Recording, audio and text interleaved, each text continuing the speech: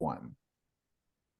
Hi, everyone, and we're really celebrating today the release of Doctales, and I'm with all different people here. I'm with, again, Rural Doc Alan Lindeman, Diane, and Dr. Jesse Lindeman, and another guest with us, and we're celebrating this, and we're going to play this. It's going to be available on YouTube, the party, and also it's going to be available on Facebook, where we'll put the whole thing up so that people can hear this interview as I talk to Doc. So the party's for Doctales, Doc Lindeman. Alan, what's going on, man? Tell us why you decided to do this podcast.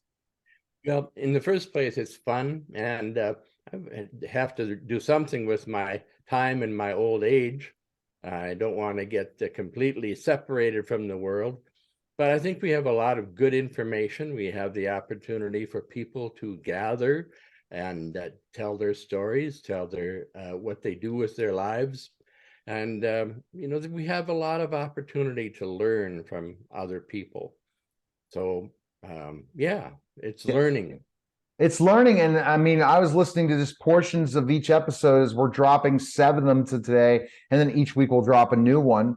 When I listen to the stories, they're just amazing because doctors are really sharing their lives and sharing their challenges, but also things that make them very passionate. Now, Diane, why did we name this Doctales?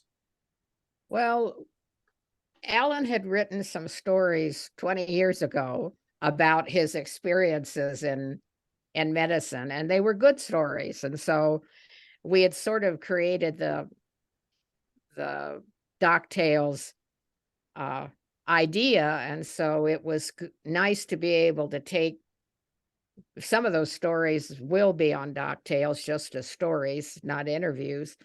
But he has what people and patients don't see today is the human side of doctors. Healthcare is turned into checklists and sending you from one doctor to another doctor. You don't get the human side of medicine. And I think, as we've found with some of these people that Alan has already interviewed, doctors do like to talk about the human side of medicine, and they don't have an opportunity to. No, and they don't. That's a great point, Diane, and that's great that you relaunched the whole thoughts of Doctales. Because again, as we know, Alan Lindeman, Rural Doc, has amazing stories. So what has been your experience so far talking to these doctors so far as guests, especially interviewing your daughter as well, Alan? Well, it's a lot of fun to interview Jessie. I'm very proud of her. And, I was kind of wondering how long she'd like to work for an organization like Sanford, and she obviously has changed her mind, and she's doing her own thing and realizing now the responsibility that goes along with the choices that people make. So she gets choice and she gets responsibility. And definitely. And what about these other stories you heard from these other doctors, Doc? What did you think of that? From Dr. Simkovich to the list of people, we're going to play a portion of each episode so that people that want to go check out the whole episode, they can go to Anchor or they can go to YouTube for that. Because, our experience of launching, again, the Rural Doc Alan podcast, that's really about pregnancy and some of the stuff in modern medicine is a lot different than having a conversation like we do together on Doctales, right? But you were talking about Dr. Simkovich. Yeah. And, the world certainly needs more doctors who are interested in concussions, brain injuries, headaches. And so I learned a lot from him, and I realized that this is a place I can send people to if they really need to be sent there. So it's good. I'm glad. And I learned a lot from Dr. Kaiser, who is 85 years old, and he's written this book, Rejuvenaging, how to stay out of a nursing home, essentially. And we are starting a project together for McKnight. And this is a company that helps people stay out of nursing homes. And, Dr. Leap, he's a great ER doctor, and now he's the editor for, I forget, Diane, which magazine is it? It's the Emergency Room Journal. It's the Journal for Emergency Room Physicians. He's such an excellent writer anyway. I mean, it's just amazing to me how smoothly and nicely he can tell a story. No, I just taking one portion of it, because when I interview, it's really hard unless I go back and listen to the amazing information that comes out on these. I'm like, are you kidding me? Wow, what a story. Because I'm just thinking about the follow-up question or listening to Doc being natural. Because I'm going to be honest with you, when Rural Doc started doing the podcast and meeting our first podcast together, Diane, it wasn't, he's so much more polished now, right? Wouldn't you say, to the level that is unbelievable? He could just go and do a podcast as his own. He's the way he asks questions, how animated he is. It seems like that the more he got to do and be in front of the camera and doing my interviews, the natural he's become, right, Diane? He's gotten a lot more polished in his presentation, and he isn't initially it's, gee, where's the script? When he did the course on pregnancy and childbirth, they had a teleprompter in front of him, and it was like he couldn't adjust to trying to read on a teleprompter. But now he's much more, he can just answer questions without having to have a teleprompter, which is great. He's much more himself then, like you say. He's totally more. And then just thinking about how he's able to carry these questions when he's interviewing these people, that's a skill that a lot of people don't have, where he can ask follow-up questions. He's able to talk to people. It's just really nice, I think. It's fun, and thank you, Neil. You're welcome. You're again, Jesse, I know your dad's a wealth of knowledge, right? It's amazing what he knows about medicine. Mm-hmm. Absolutely. Yeah. Yeah. All right. So what we're going to do next, So we're going to do next, we're going to play each little portion of it. I'm going to make sure it's pulled up, then I'm going to share a screen of the podcast, and I released all of them there. It gets the lights on now. And we're going to go to the first episode, which I got the opportunity to just interview Doc himself. And that's episode 1, just to go through the episodes by sharing screen. And this is going to be a lot of fun. I'm going to make sure, did you know now that Zoom, when you share a screen, even with a Mac, you got to make sure you're sharing sound. So I'm sharing sound right now as we're coming up with this, and here we go. The first episode is just going to be, is again, Rural Doc, and then it was Edwin Leap, then Fernando Macari, and he was, again, so interesting. Dr. Eric Fliegler, then a midwife story with our guest, and that was a fantastic discussion. Dr. Charles Simkovich, and then Dr. Jesse Lindeman. So we're going to play each one of them, and what I do is put a little music to it so that it really gets people excited about the audio version. The video version's a little different. I can show you one of them, but kind of we can get some feedback from amazing people he's already talked to, and people are lining up next to be on Doctales. One is, again, a hand specialist I'm in the conversations with, but we're really building this huge network of doctors that we definitely want to have on the show. All right, let me play it. Here we go. Who fell on her bicycle. In other words, and it didn't have a seat. So the top of the bicycle went into her vagina. And that was the story I got. So on my way to the hospital, I'm thinking, as I'm driving, what is this? What is the real problem here? Because it didn't sound realistic at all to have an accident like that. Well, as it turns out, she was sexually molested by her older brother. So what you were able to do in that interview, Doc, is talking about episode 1, is really talk about some of the stories you went through and how rural medicine's a little different than if you're in a big city, right? And that's one thing you bring to the table, and that's why you're a rural doc, right? That's correct. Yep. And it's there, and these stories are things that a lot of doctors probably wouldn't want to tell. The stories that there are a lot, not everything always goes as planned. All right, now here's Dr. Edwin Leap. And this is true of relatively medium-sized rural communities, and even especially the what we call critical access hospitals, which by definition have to be about 30 miles from a larger center to have that designation and that sort of funding. So during the pandemic and even after that, I find myself often in small hospitals holding very sick patients that can't be admitted locally and can't be transferred. And that's bad for the patient. And it's really stressful for the nurses and physicians to care for them. And this is not just... We're back to Neil Haley. You know what's so amazing about that story? And Diane, can you believe he even said that? Right? A doctor in an emergency room right now talking about the challenges of what he does. This is great that we're finally having doctors speaking out to, hey, we need some help. We need more funding. We need this, that, and the other. That's something I wasn't used to, especially doing this X amount of years ago, starting this in radio and stuff, interviewing doctors. They really are starting to be really telling this true story, Diane, right?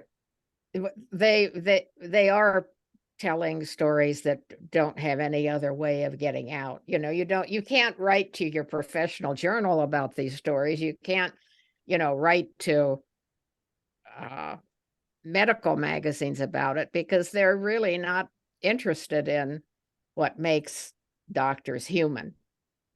Absolutely. And the stories they have to tell. So they do, I think, enjoy being able to talk with another doctor about their experiences and learning from each other. I always am a little bit amused that Dr. Leap thinks that he's working in rural medicine compared to out here, he's in a big city. I don't know about West Virginia being a big city, Diane. I think it's almost the same as North Dakota. So as a former Pittsburgher, born and raised in Pittsburgh, we look at West Virginia as pretty back rural. Okay. So anyway, that always amuses me, but. Right. Now, Doc, when we talk about, Dr. Edwin Leap and what he was able to share, what are your thoughts on that, Alan? And the whole process of what he shared in this, because it really fit the theme of what you were trying to hope for in the podcast. Well, we have some things in common, even though we do have a very different amount of people we have a lot less than population, a lot smaller than he does, but we have the same problems. That is, there was a long time, especially during COVID, when we could not get patients out. You could spend hours trying to get a patient referred. You could call 10 doctors and get the same answer from everybody. So we had to keep people that we shouldn't have kept.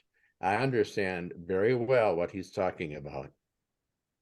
It's really a shame at times what you have to go through. I'm going to go share screen again and jump right in to the next episode and the release process. And this is again, Dr. Fernando.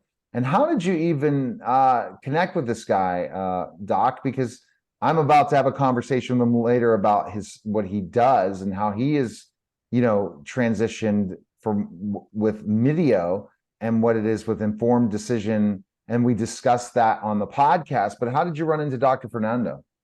It was kind of lucky. I wrote this article, the difference between do not resuscitate and do not treat. And often people get those mixed up.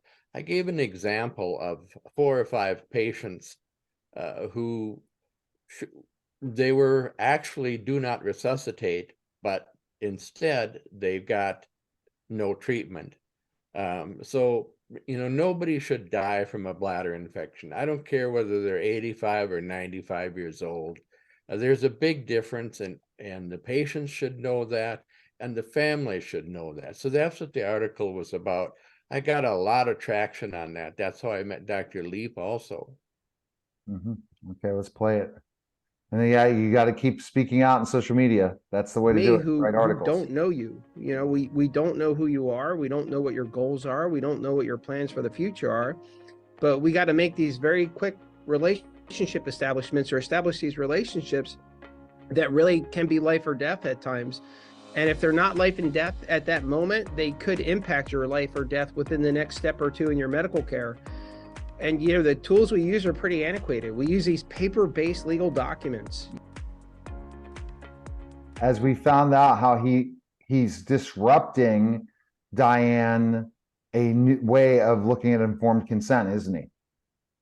Yes, he's developed a new way, and it's really I think it's very valuable, because he basically works with the person over several sessions, and they video the person speaking. So it would be, first of all, the doctor doesn't have to guess or try to figure out from the paper or read 50 pages of a chart. It's just right there in front of them. So I think it's really it's something I would never have thought of, but I think it's really very valuable, as a lot of physicians know their patients less and less. They totally, and I think that's the thing that brings to the table is something that you never think about, and you don't think about informed consent. And I really don't understand a lot of that. And going back and listening to these podcasts, what I'm asking people, because Diane, again, you'll share this in an email, the people that did not make today's live event for the podcast launch party for Doctales, that everyone needs to go through again, please, and listen to each episode or pick a couple of them and then write an Apple Podcast review, write a review on Spotify, wherever they can write a review, they need to go ahead and do that. And once it's up, but we want them to listen to the episodes. I think Spotify gives you the ability now with reviews, but really to get the information out there, so important of what he's bringing to the table. Maybe write some stuff out on YouTube as well, because that's what we do. When we like, share, comment on something, we really help people so they can get their message out there, because it's not out in the mainstream, and I've been blown away. This guest is really interesting. I did book Dr. Eric Fliegler for Rural Doc, and it was because he was because he is an emergency medicine physician who runs the pediatric emergency medicine physician in Boston, Massachusetts, and with a bunch of different hospitals. But he's really looking at, and he talks about on this podcast, the violence that takes place. And we talked about suicide and everything with pediatrics. So let's go ahead and play that. I'm a pediatric emergency physician. And when I was in medical school, I did my pediatric rotation and just realized that was the place where my heart belonged. Loved working with kids, loved working with families. Did my pediatric training in Boston at Boston Children's and Boston Medical Center. And then during that time, we rotate through all the various places. And it was the emergency department that really just drew me. It was the chance to be with patients, and when they were kind of in these moments of crises, to have an opportunity. Hi, everyone. So that's the nice thing of that. All right, so episode 4. And what did you gather from that, Doc, especially someone from, big city, and how what they deal with medicine and the challenges they deal with, especially in pediatrics? Well, we talked about the risk for pediatric abuse. He was lucky. He said at his hospital he didn't see so much, but he said just a few blocks away they saw quite a bit of it. And yes, it's pediatric abuse can appear many different ways, but it is always frightening. Certain injuries like burned feet, that's almost always something that the parents have done to the children as punishment. Okay. And again, he talked about guns and gun control as a big thing in the Boston region, and what they were really going through, and challenges with gun violence with kids. All right, now we're going to go to the midwife one. The next episode that gets to be released next week will be, again, Dr. Ron Kaiser. So we did 8 episodes already. That's pretty fast, Diane, going through that, but that's why the midwife. So tell the story, Diane, of the midwife story a little bit for people, so they understand what happened, how we set up that midwife guest. She is a friend of one of our friends, and she does midwifery in around Bottineau, North Dakota. And she was fascinating. She's a lay midwife. And of course, the state, North Dakota especially, doesn't like lay midwives. In reality, there are many in the state. They just, but the thing that I found fascinating about her is that aside from the fact that, she has the investment in her patients that midwives do, I think, Alan, you might have asked her, or maybe you did, Neil, how much she charges. And she says she lets people pay her what they think they can Yeah. afford.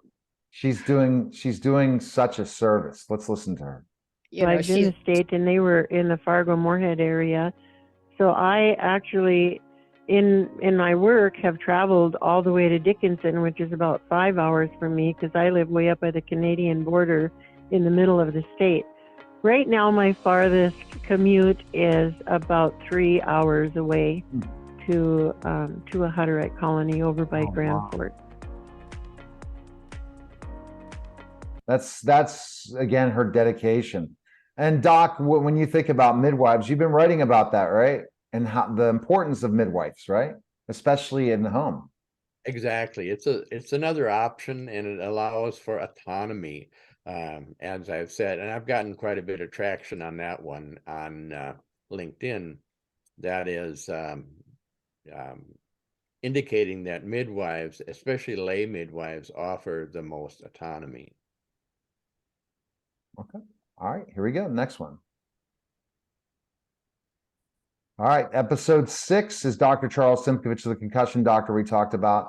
And I liked what World Doc, what World Doc did interviewing Dr. Simkovich is he really broke it down to his expertise, which is being working again with babies and thinking about how you're delivering so many babies, what if they get a head trauma? And the story was amazing that we heard about. So let's listen to that little clip and then ask Doc a few questions on it. This 3-hour-old baby, what did you send the mother home with? What did you tell the parents? Well, on examination, we found that the pterygoid processes bilaterally, which you can access through the roof of the mouth, were really dropped. You can palpate them and feel them. The parietal bones, the parietal ridge was not symmetrical bilaterally. There was one side of the parietals that were really dropped. Hi, everyone, and welcome to the special. Okay, great. And so what did you gather from that? I'm going to get a feedback from you, Diane, about Dr. Charles, and then also World Doc. It's amazing to know that their concussions can be treated, and not just treated in a way where it can reverse some of the serious symptoms and not have lifelong damage because of it if treated early enough. Yes. Go ahead, Diane.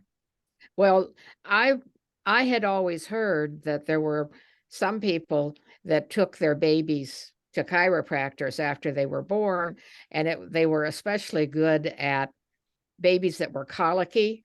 They could sort of work with them, and the babies wouldn't have so much colic. So it was very interesting to me to see him talk about the other kinds of, not just alignment, but the other kinds of things that these babies were subjected to just by being born. Right. And what's amazing what he's able to do is that, he started as a chiropractor, but now he's creating a specialty to finally treat concussions, and the way he's able to maneuver the brain in a way when you get a concussion and it does something, it moves your brain. It's no longer in the correct places. And he talks about through studies that so many things that are concussions affect so many areas. And if people don't get treated, if had head injuries, which a lot of people don't get treated, it can be really a big thing. And Doc, I was shocked that thinking about kids, little babies, I couldn't imagine one of my kids ending up with a concussion at 3 weeks old, 4 weeks old, 5 weeks old. And you've seen it, right, Doc? Well, yes. This is certainly when you realize what has to happen to be born, especially if you have an amniotomy that is rupturing membranes at an early dilatation, like 2 or 3 centimeters. There's a lot of pressure on heads, and So it's good to know that you can actually take a baby to someplace, not only to have them diagnosed, but to have them treated. All right. I'm going to go to the last episode, and I was wrong. We never had Dr. Ron Kaiser on Doctales. You were on Growing Older with Enthusiasm. So we'll have to set up a Doctales episode with Dr. Kaiser, but I'm going to go ahead and share screen for one of our other doctors that we know so well. And go figure, we're going to go last but not least, Jesse. Now, Jesse, how did it feel to be interviewed by your father? It was really fun. Yeah, like I said, it's fun to talk to other doctors in general, but especially my dad. Yeah. I think we don't always talk about these things when we get together. You know, we talk about family. We try to steer away from doctor talk because it can be alienating to other people. But it was fun. It was fun. I think he learned some things about me, and I'm learning things about him too. So it's all about learning, right, Dad? Yes, a lot of, yeah, we're, as long as we live, we can learn. And like I said, I'm happy that you have made your move to something that I think you'll like better than what you were in. At least you have some autonomy, some choices to make.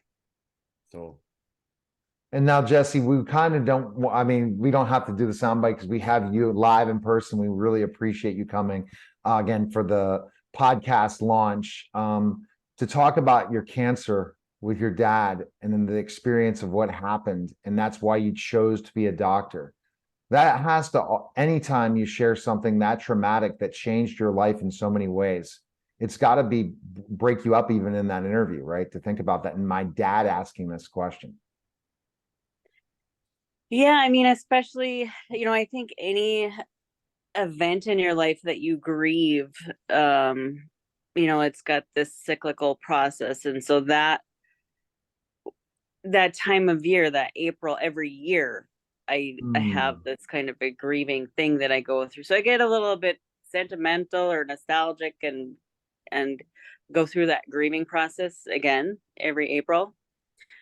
So at that time, it kind of it hit me right at the right time of year. well, yes, I know exactly what you're talking about, because after 60 some years, I still grieve my dad's passing. And it's March 29th. And I'm grieving my father's passing, and it's only been 3 or 4 years, so it's rough to lose someone that you truly love and you can think about and say, I can't talk to him anymore. And you're talking about grieving through cancer, which is hopefully everything is all right now, Jesse, and you don't have to worry about that anymore. And now you're helping save lives. And that's what I think that doctors, anyone that saves lives in certain ways, should just be commended so much.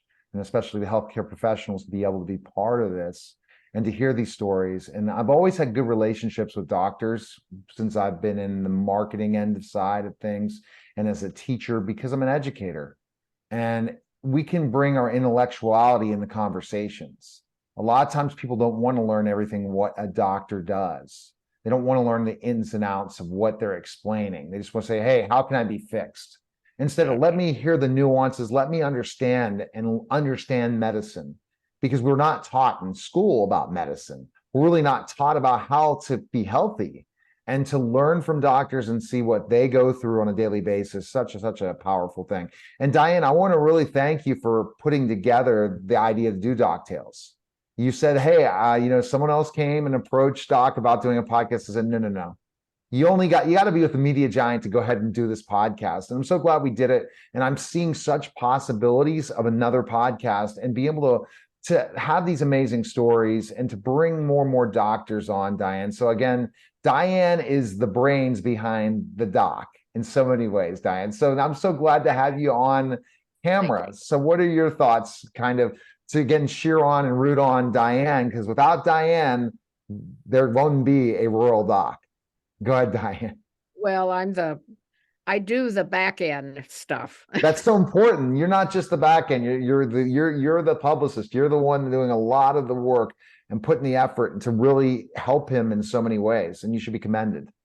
Thank you. It's editing. It's something that I've always, writing and editing is something that I've always done. And this is like the best form of writing and editing is working with him. And I learn too, as he tells stories, if I don't understand them, I ask him questions and we get it written, get rid of the doc speak and try to make it in everyday speech.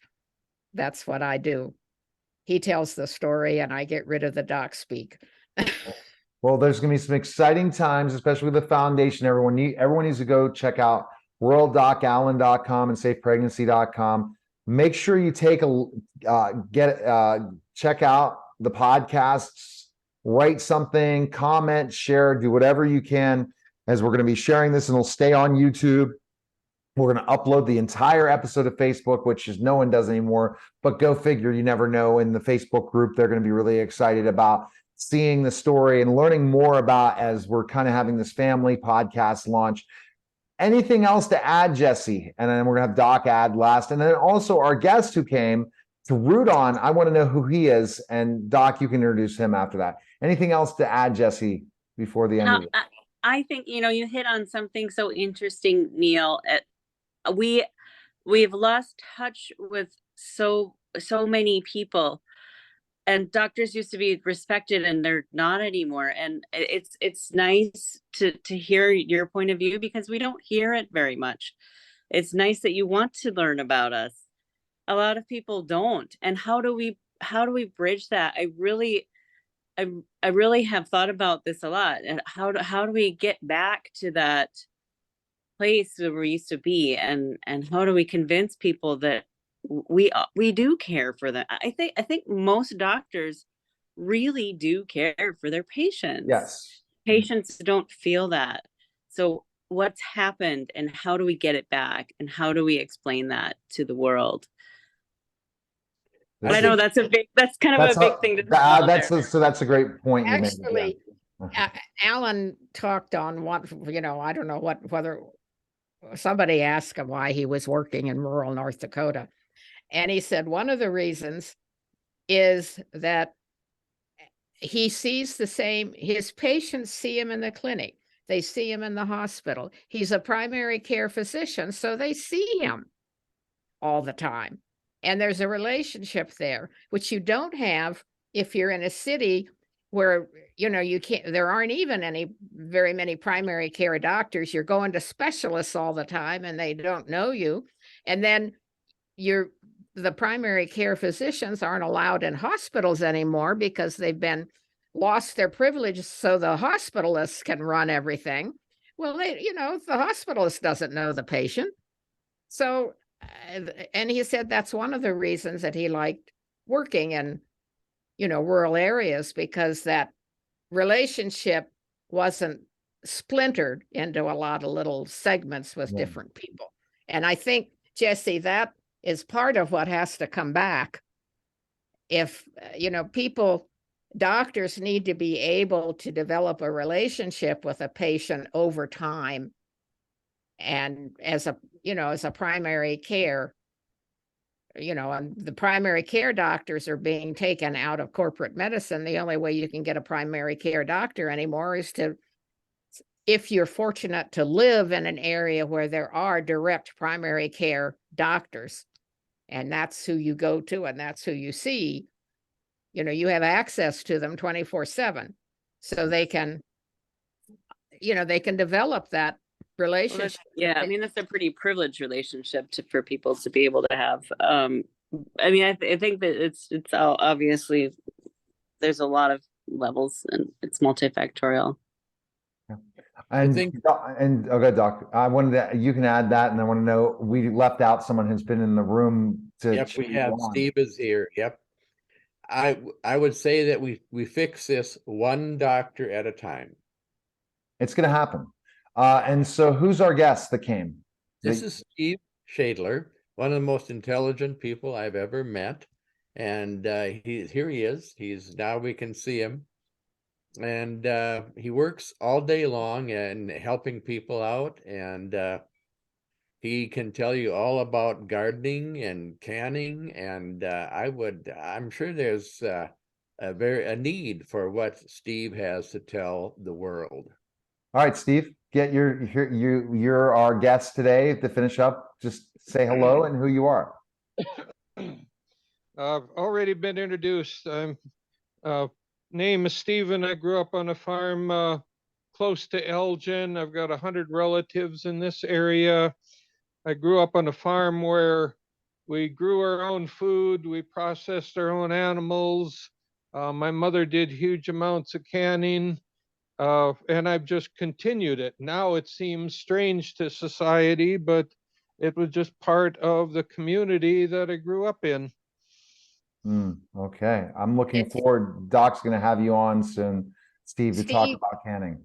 Yeah. Steve is why we have chickens. If it weren't for Steve, we wouldn't have chickens Oh my because he knows so much and helps us take care of them. Well, that's fantastic. And who would have thought that's the way to end this? But I appreciate everyone. Go to worlddocallen.com, safepregnancy.com. Just leave a comment in the YouTube. So we'll get back to you guys once we have everything together, or make a comment on Spotify, a comment on a post.